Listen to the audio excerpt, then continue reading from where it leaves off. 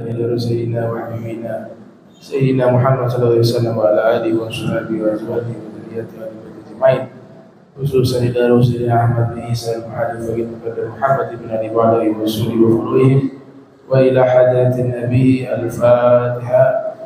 أعوذ بالله من الشيطان الرجيم. بسم الله الرحمن الرحيم. الحمد لله رب العالمين الرحمن الرحيم مالك يوم الدين. إياك نعبد وإياك نستعين. اهدنا الصراط المستقيم صراط الذين أنعمت عليهم غير المغضوب عليهم ولا الضالين آمين. السلام عليكم ورحمة الله وبركاته. Waalaikumsalam warahmatullahi wabarakatuh. الحمد لله على فضله وإحسانه جعل في قصصهم عبرة لأولي الأبصار.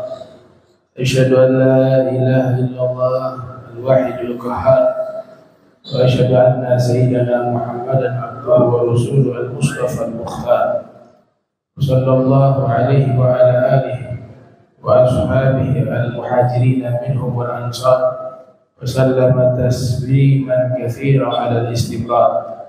أما بعد، سبحانك لا علم لنا إلا ما علمتنا إنك أنت العليم الحكيم. ربي اشرح لي صدري ويسر لي أمري واحلل عقدة من لساني يفقهوا قولي وسدد لساني واهدي قلبي بحق سيدنا محمد صلى الله عليه وعلى آله وسلم.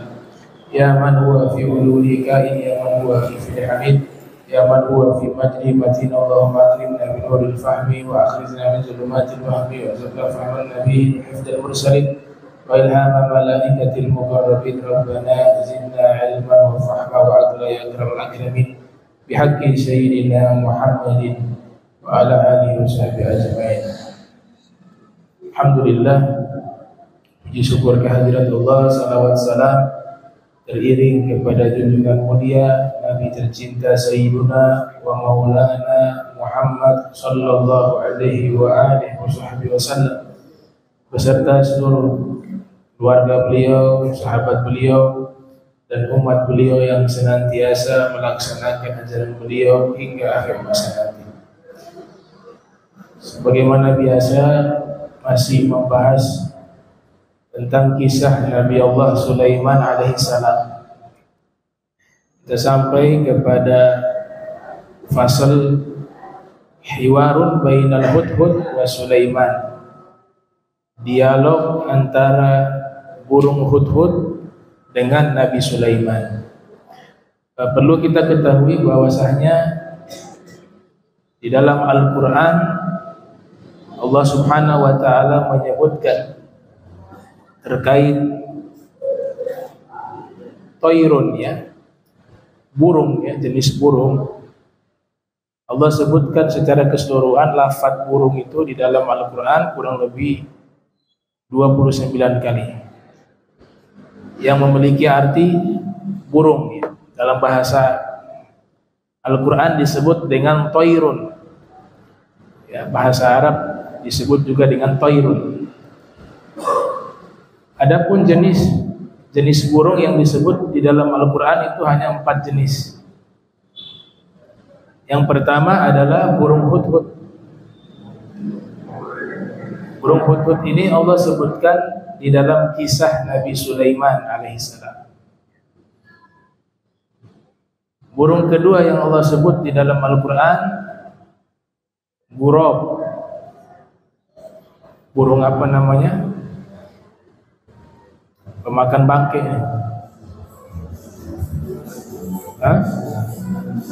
Gurabun, ya,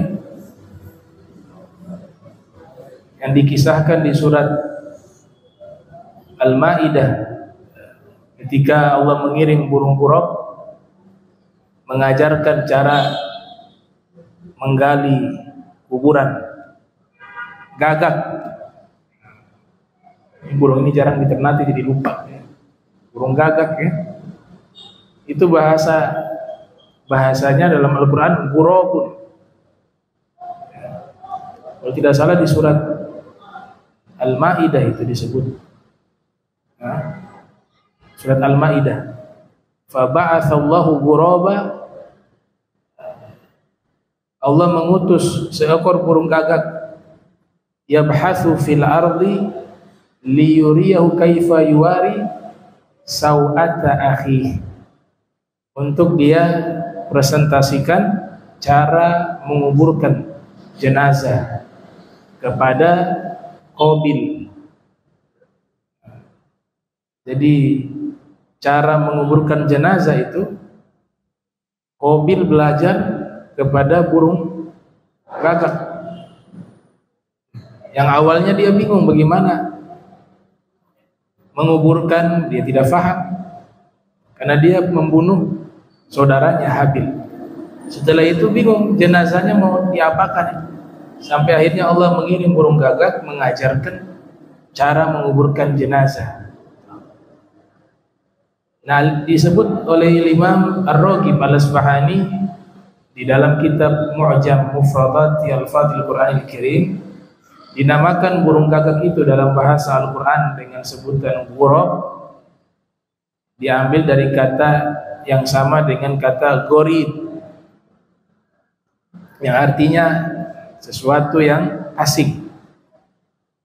Sebab dia kalau terbang meninggalkan sangkarnya, tempat tinggalnya itu, dia kembali lagi lupa, maka dia selamanya menjadi terasing.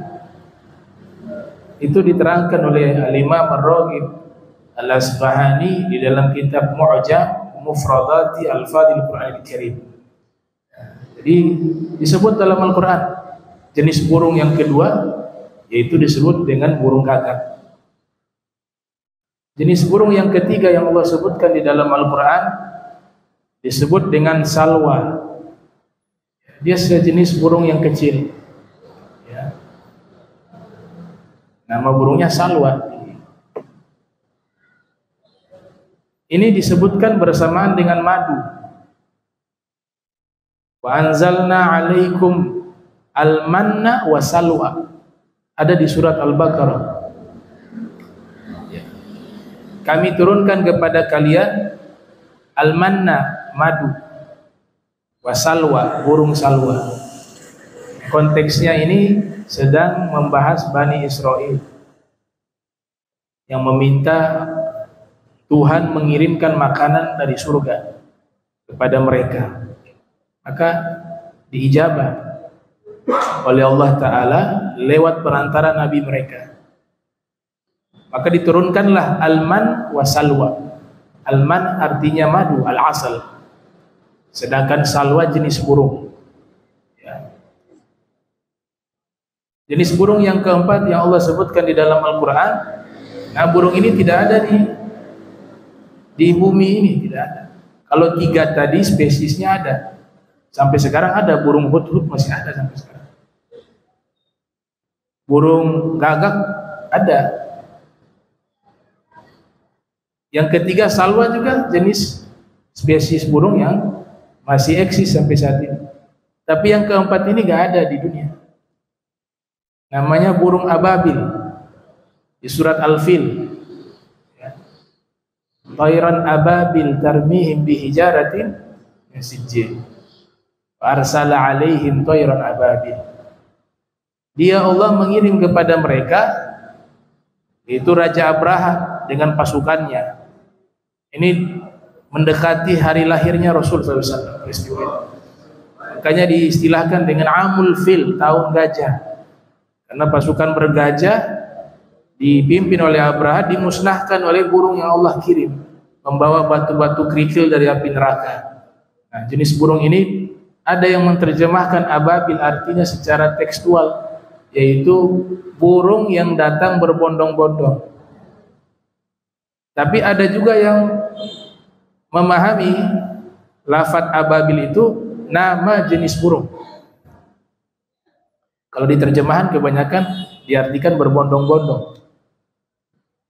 Tapi dalam tafsir-tafsir klasik itu ulama-ulama terdahulu ada di antara mereka yang menerjemahkan ababil itu nama jenis burung. Saya pernah baca kurang lebih 8 tahun lalu. Ada kitab tafsir Abu Hatim namanya. tafsir Abi Hatim, juga tafsir Sufyan Ats-Tsauri. Kalau memang benar tafsir ini ditulis oleh beliau, itu umurnya sudah 1000 tahun lebih. Karena Al-Imam Sufyan Ats-Tsauri ini lahir pada tahun 97 Hijriah, wafat 161 Hijriah. Saya baca kurang lebih 7 tahun lalu kitab tersebut. Beliau menerangkan tentang Tayron Ababil. Di situ dijelaskan ini adalah jenis burung yang tinggalnya di dalam neraka. Wajhuhu kawajhi dhi'bi. Wajah burung ini mirip serigala. Wajahnya mirip serigala. Kemudian tubuhnya ini diciptakan dari baja. Ya. Made in neraka tapi ya. Buatan neraka. Kalau baja yang ada di bumi ini bersentuhan dengan api neraka meleleh. Api neraka itu kalau dia jatuh setetes saja di gunung, gunung itu meleleh. Itu dalam kitab Daqaiqul Akhbar dikabarkan demikian. Tapi ini memang sudah disetting, ini burung yang secara khusus bisa membawa batu-batu kerikil dari api neraka. Dan warnanya hitam. Kemudian setiap burung ababil itu yang diperintahkan oleh Allah Ta'ala untuk membinasakan Raja Abraha dengan pasukan bergajahnya itu batu kerikilnya sudah ada nama korbannya masing-masing.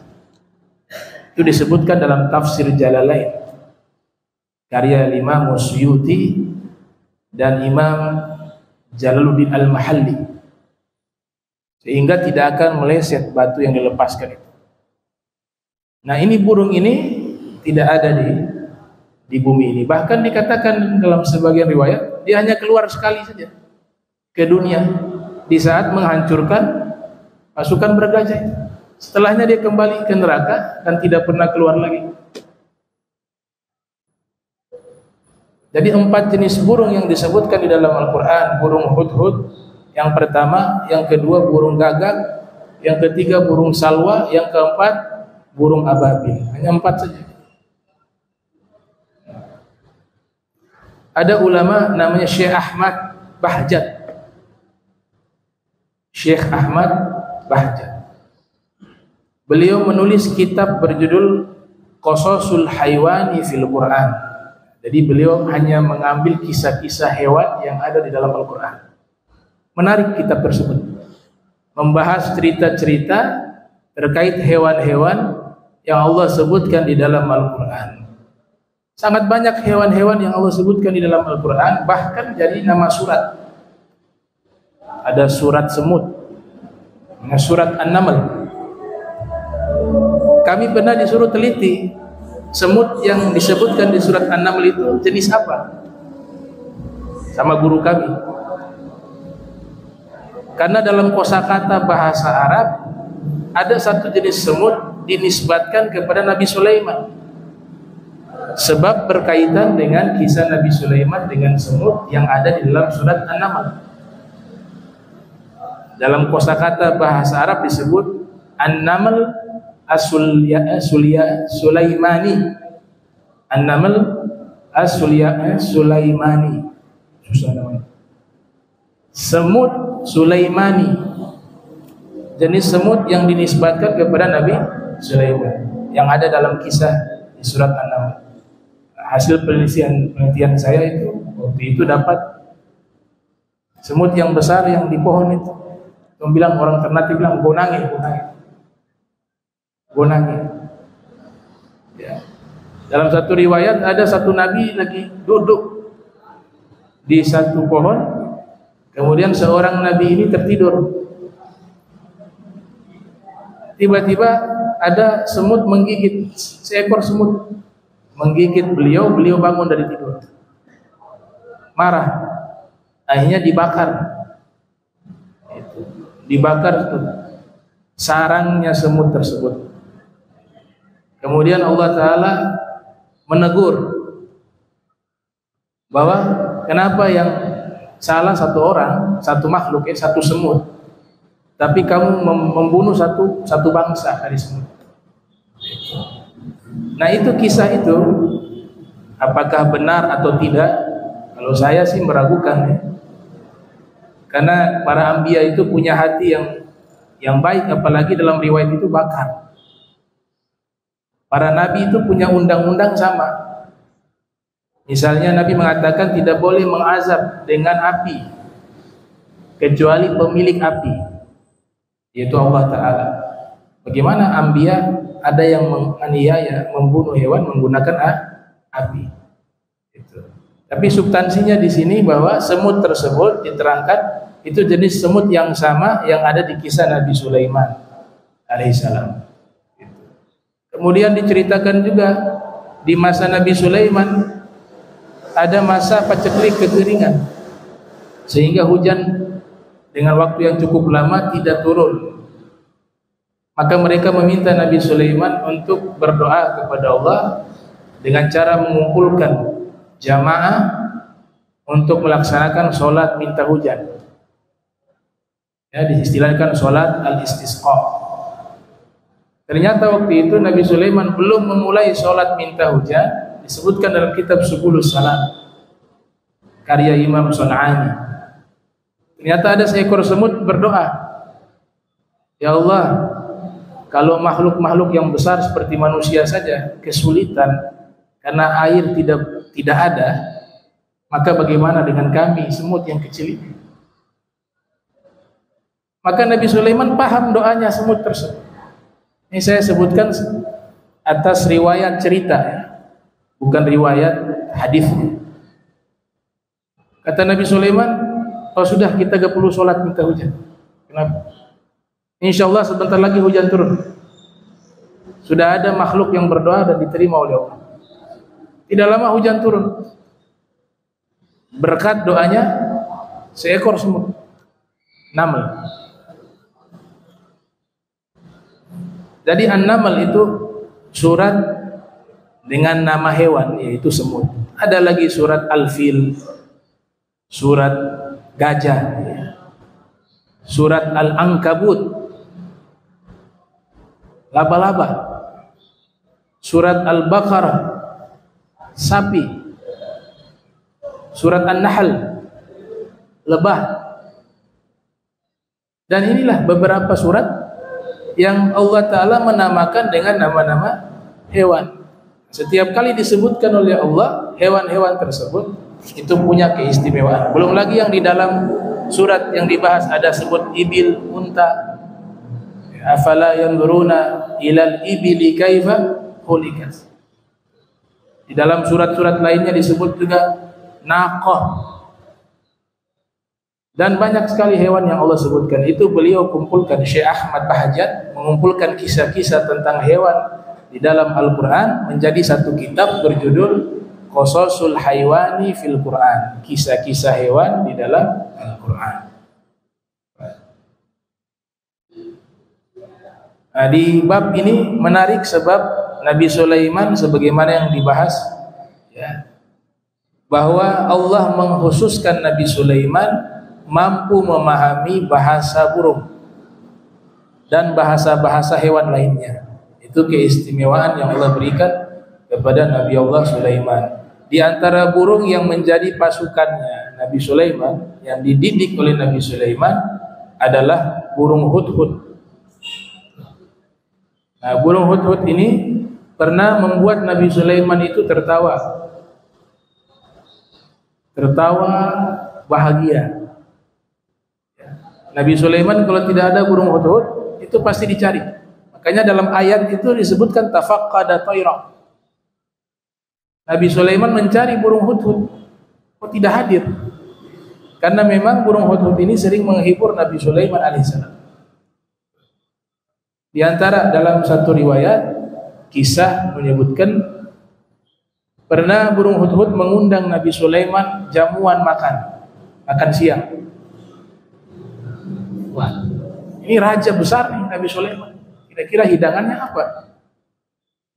Nabi Sulaiman mengatakan, benar kamu undang saya makan? Benar, makan siang nanti besok. Kumpul di pinggir sungai. Ada satu sungai, nanti di situ saya jamu. Kemudian burung hudhud mengatakan, saya undang bukan hanya engkau wahai Nabi Sulaiman, tapi juga semua pasukanmu, jutaan. Tidak salah, semua pasukan diundang, semua diundang. Makan siang. Baik, waktunya besok hari. Akhirnya Nabi Sulaiman memanggil pasukannya bahwa burung hudhud mengundang mereka makan siang, jamuan makan siang di pinggir sungai. Maka hadirlah Nabi Sulaiman, ini penasaran nih kira-kira hidangan apa. Duduk Nabi Sulaiman di pinggir sungai dengan pasukannya, jumlahnya jutaan, dari bangsa jin dan manusia. Semuanya dia mau undang semuanya. Ditunggu-tunggu, mana tuh burung hudhud? Ternyata burung hudhud muncul bawa sepotong daging yang sudah masak. Kemudian burung hudhud melepaskan sepotong daging tersebut ke sungai. Dan burung hudhud mengatakan, wahai Nabi Allah Sulaiman, yang daging itu khusus untuk raja. Kalau pasukannya itu kuahnya. Ya. Jadi pasukannya jutaan itu mereka dapat jamuan kuah dari daging tadi. Nah, daging itu untuk Nabi Sulaiman. Akhirnya Nabi Sulaiman tertawa. Masya Allah. Pantas suruh duduk di pinggir sungai kan? Wah, kalau kuahnya sungai cukup tuh. Sungai menjadi kuah, tapi dagingnya sepotong untuk Nabi Sulaiman. Nabi Sulaiman tertawa. Dhahika Sulaiman. Ya. Nabi Sulaiman tertawa dengan apa yang dilakukan oleh burung hudhud. Nah, subhanallah, ini kasus persis apa yang Nabi sampaikan kepada sahabat bernama Abu Dzar Al-Ghifari. Ya. Sayyiduna Abu Dzar Al-Ghifari ini bukan orang kaya, beliau orang susah, orang termasuk sahabat yang miskin.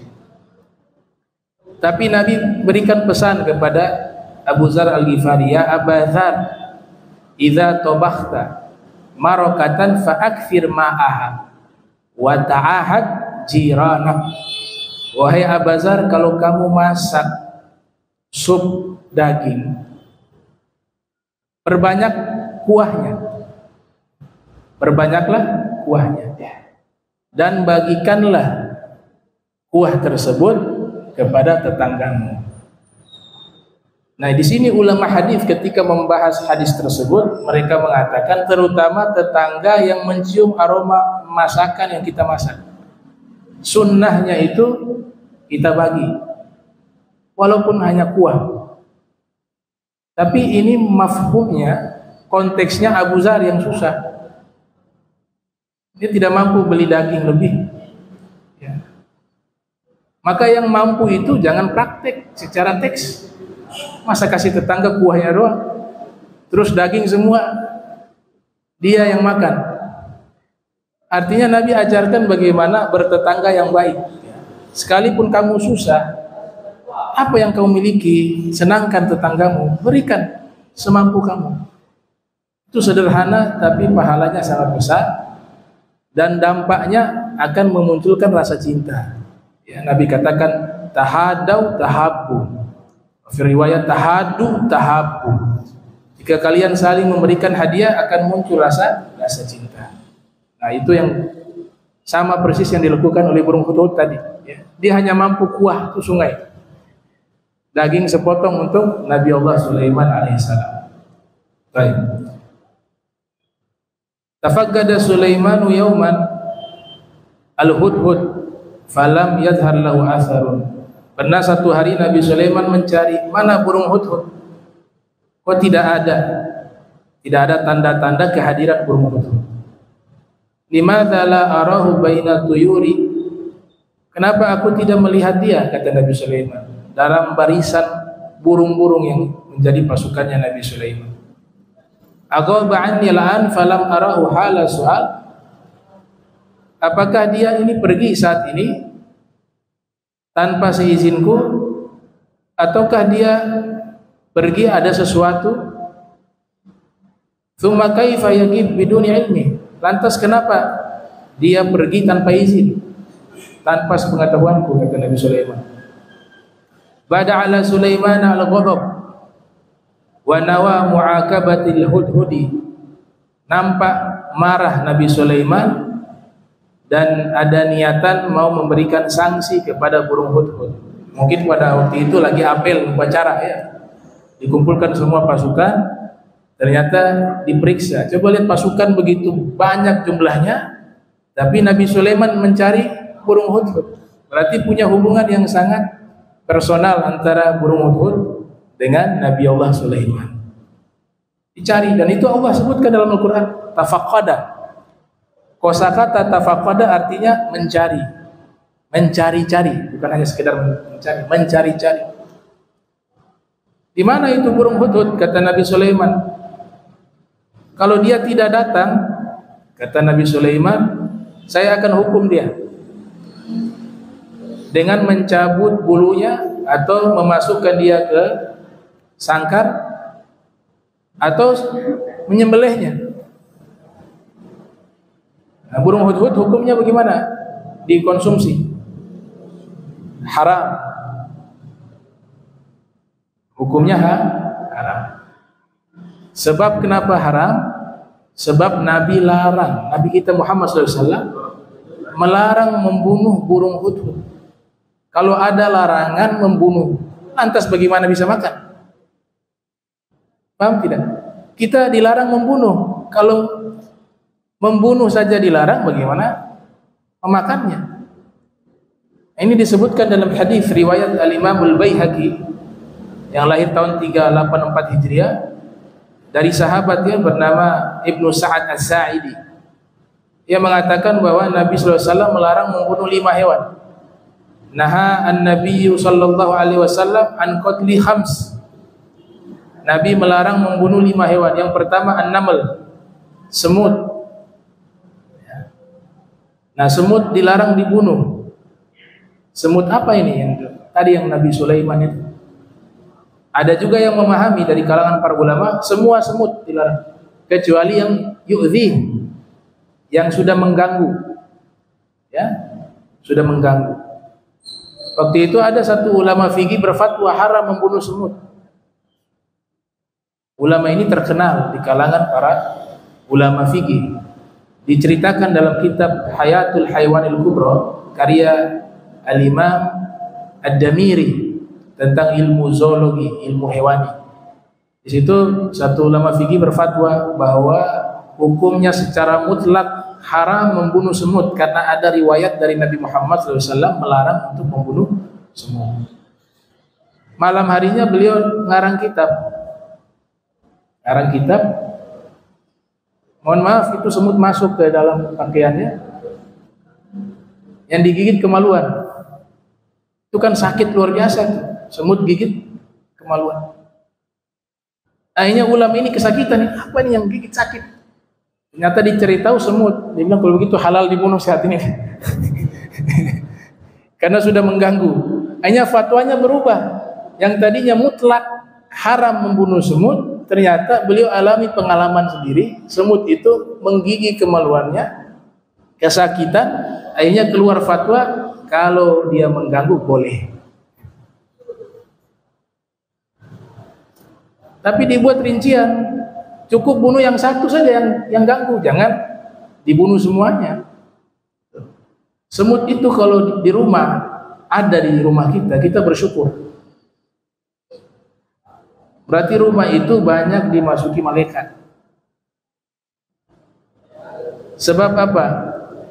Sebab yang pertama, kata para ulama, adanya semut itu, dia ada di rumah kita, dia cari makan. Artinya rizkinya dia itu ada di rumah kita. Gula kita dimakan. Kenapa dia makan? Karena dia mencari rizki yang halal. Makanya dia datang di rumah kita. Dia tahu, dia bisa deteksi mana rizki yang haram, mana orang yang bakhil, dia gak masuk di situ. Itu dalam definisi secara batiniah ya, kalangan sufi. Dia gak bisa ditakar dengan ilmu fikih. Kalau ilmu fikih kita lepas gula dimanapun dia ada. Tapi hakikatnya itu rumah ini bersih, gak ada gula, gak ada ini. Bersih rumah, kok ada semut?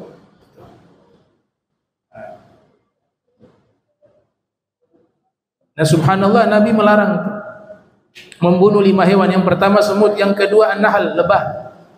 Lebah dilarang dibunuh sebab apa? Lebah ini memberikan manfaat kepada manusia, yaitu di perutnya dia keluarkan madu, yakhruju min butuniha syarabun mukhtalifun alwanu shifaa'un linnas. Kalau kita bunuh produksi madu berkurang, dia bawa manfaat. Para ulama-ulama terdahulu mengatakan kita disuruh meniru lebah, kata Nabi Muhammad SAW. Ada riwayat hadis. Orang mukmin itu seperti lebah, kata Rasul. Orang beriman itu seperti lebah. Nabi membuat perumpamaan. Sebab lebah itu dia selalu datangi tempat-tempat yang baik. Taman-taman bunga. Nah, orang mukmin juga dia akan senang mendatangi tempat-tempat yang baik. Makna kedua, lebah itu husnuzon. Selalu yang dia lihat keindahan. Di hadapan dia ada tempat sampah. Juga ada taman. Yang tempat sampah dia gak lihat. Dia gak akan mampir di tempat sampah yang kotor itu. Dia selalu mencari taman bunga. Karena di pandangan matanya dia, yang dia lihat hanya keindahan. Yang tidak indah dia gak mau lihat. Artinya orang mukmin itu harus melihat kebaikan orang. Semua dia husnuzon sama orang, semua itu baik. Kemudian lebah di mana tempat dia berada, dia berikan manfaat dengan madu yang dia hasilkan. Orang mukmin juga demikian, di mana tempat dia memberikan manfaat kepada manusia lainnya. Khairun nas anfa'uhum linnas. Sebaik-baiknya manusia yang paling bermanfaat kepada manusia lainnya. Lebah begitu, manfaat. Kun nahla wa la takun dzubaba, kata mereka. Jangan jadi seperti lalat. Jadilah kalian seperti lebah. Jangan menjadi seperti lalat. Lalat itu ada taman bunga, dia enggak cari taman bunga, dia cari tempat sampah. Artinya hidupnya dia hanya mencari-cari keburukan orang. Gak pernah dia lihat kebaikan orang. Namanya manusia, tidak mungkin semua perbuatan itu baik. Ada kekurangan manusia, tapi yang dilihat kebaikannya, jangan dinafikan kebaikannya. Tapi kalau dia seperti lalat, orang munafik, yang dia lihat apa? Keburukan orang saja. Kebaikannya itu gak dilihat lagi. Beda dengan lebah. Lebah selalu mencari kebaikan dan memberikan manfaat. Nah, itu perumpamaan yang dijelaskan oleh Nabi kita Muhammad SAW. Kemudian yang ketiga yang dilarang dibunuh, difda, ya, difda, katak. Katak itu dilarang dibunuh. Ada riwayat dari Ibnu Adi, Nabi katakan la taqtulu dafadi' fa inna naqiqahunna tasbih. Jangan kalian membunuh katak karena suara katak itu tasbih. Memang ada kaitan dengan sejarah juga. Saya pernah baca di satu kitab berjudul Tathbitul Fuad, diceritakan Nabi Ibrahim ketika dilemparkan ke dalam api oleh Raja Namrud, itu katak melihat Nabi Ibrahim kasihan kepada Nabi Ibrahim, takut Nabi Ibrahim terbakar. Maka katak bersusah payah mengambil air, dia tampung di mulutnya. Ini kisah-kisah ya, hikayah. Mulutnya dulu tidak seperti sekarang tuh, bisa lentur ya. Dulu mulutnya biasa, karena dia nampung air sedikit.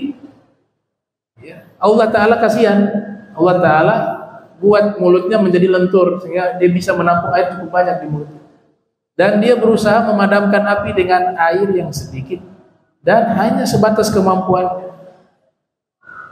disiram, ambil lagi di sungai itu air, disiram lagi, tidak padam-padam. Nah, cicak justru tiup biar api tambah besar, dengan harapan Nabi Ibrahim biar terbakar. Jadi ada cicak, ada katak. Subhanallah, Allah lihat bukan hasil, Allah lihat usaha dan niat. Jadi kita ini mau dakwah, jangan berkecil hati kalau orang datang 3 orang, 2 orang. Kalau kau niatnya karena Allah, Allah balas tidak lihat hasil. Kamu punya niat, yang pertama Allah nilai. Yang kedua, usaha. Wilayah orang itu bisa ikut majlis, bisa menjadi baik, itu wilayahnya Allah, bukan wilayah kita. Yahdillah may yasha wa yudil may yasha. Allah yang punya hak mutlak memberikan petunjuk. Jadi yang kita lihat niat dan usaha, itu yang Allah nilai. Sebagaimana kata, sebenarnya dia punya perbuatan gak memberikan efek apa-apa, tapi Allah melihat usaha dia dan niat dia. Akhirnya Allah muliakan dia dengan dilarang dibunuh dalam syariat Islam. Dilarang dibunuh. Beda dengan cicak. Cicak juga tiupnya itu gak ada manfaatnya. Cicak tiup api yang begitu besar, gak ada dampak apapun ketika ditiup oleh cicak. Wazak bahasanya. Tapi Allah lihat apa? Niat buruknya dan usahanya. Maka dijadikan apa? Dalam syariat Islam membunuh cicak dapat pahala. Akhirnya kena turunannya. Cicak yang Nabi Ibrahim sudah wafat, sudah innalillahi wa inna ilaihi raji'un. Tapi karena dia punya perbuatan yang buruk, anak turunan itu kena. Memang dalam Islam hukum semacam itu ada ulama yang menolak. Yang masing-masing perbuatan diri sendiri. Tapi ada juga yang berdalil dengan riwayat tersebut. Itu dalam Sahih Bukhari dikatakan amarana Nabiyyu sallallahu alaihi wasallam bi qatlil wazaq. Nabi perintahkan kami membunuh cicak. Di dalam riwayat Abi Hurairah, kalau kau bunuh 1 kali dapat 10 kebaikan. Fi riwayat 100 kebaikan. Sekali bunuh langsung mati. Tapi kalau bunuhnya berulang-ulang berkurang pahalanya karena ada penyiksaan. Tapi substansinya dapat pahala. Jadilah pemburu cicak. Ya, pemburu cicak. Tapi tetap orang yang punya hati belas kasih itu gak tega juga. Maksudnya dia gak salah apa-apa ini. Kenapa kita harus bunuh ya? Nah, ternyata diteliti oleh para ulama dan para ahli. Nah, cicak ini paling dekat dengan manusia. Dia 24 jam di rumah kita. Dan dia punya di liurnya dia itu ada penyakit.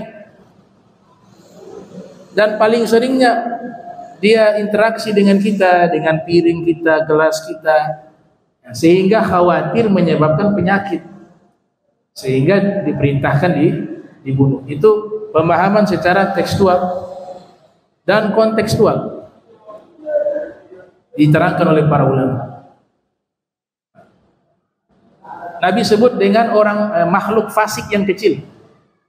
Cicak itu disebut dengan makhluk fasik yang kecil, fuwaisik. Itu istilah yang Nabi berikan gitu. Apalagi ada riwayat, wallahu alam apa riwayat ini sahih atau tidak, ya, Rasulullah sholat diberakin ya, kotorannya jatuh kepada Rasulullah SAW. Wallah, ini apa riwayat benar apa tidak? Tapi kalau saya gak berani hewan-hewan, gak berani hewan-hewan menyakiti Rasul Muhammad SAW. Gak bisa. Al-Imam Fakhruddin Ar-Razi dalam tafsir Mafatihul Ghaib yang lahir 544 Hijriah wafat 606 Hijriah mengatakan inna dzubaba lam yaqa' ala thiyabihi qat. Lalat gak berani hinggap di bajunya Nabi Muhammad. Dan beliau kasih tambahan keterangan, dan begitu juga seluruh hewan, nggak ada yang bisa menyakiti Nabi Muhammad SAW. Semua hewan mencintai Rasul SAW. Kemudian yang dilarang berikutnya adalah as-surat, burung surat, dan yang kelima itu burung hudhud yang dilarang dibunuh, burung hudhud. Nah, ini beberapa penjelasan terkait masalah burung hudhud dan Nabi Sulaiman. Nah, insyaallah kita bahas di pertemuan berikut dialog antara Nabi Sulaiman dengan burung hudhud. Mudah-mudahan kita diberikan sehat wal afiah wal istiqamah fi ta'ah wal ibadah, amin ya rabbal alamin. Allahumma jama'na hadza jama'an marhuma wa tafarraqna min tafarruqan ma'asuma wa la tajal minna wa la minna shakil mahruma. Subhanaka bihamdika asyhadu an la ilaha illa anta astaghfiruka wa atubu ilaik. Sallallahu alaihi wasallam Muhammad wa ala alihi wasallam wa baraka wasallam wa minkum. Wassalamualaikum warahmatullahi wabarakatuh.